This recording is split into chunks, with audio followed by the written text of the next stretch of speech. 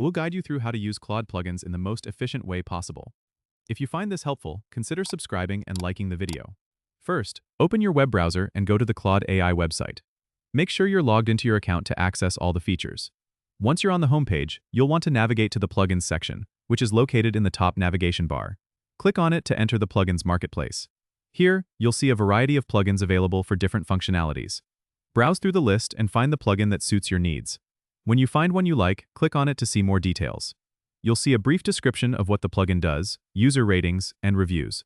To install the plugin, click on the Add to Claude button. The website will prompt you to confirm your selection. Click Yes to proceed. After the plugin is added, you can access it from your dashboard. Go back to the main dashboard by clicking on the Claude logo at the top left. Scroll down to the Plugins section, and you should see the newly added plugin there. Click on the plugin to configure it according to your preferences. Each plugin may have different settings, so take your time to explore these options. If you encounter any issues, there's usually a help section or FAQs linked within the plugins page. Be sure to read through these resources to troubleshoot any problems. Remember, using plugins effectively can significantly enhance your productivity and streamline your workflows. Don't forget to subscribe and comment if this helped you out.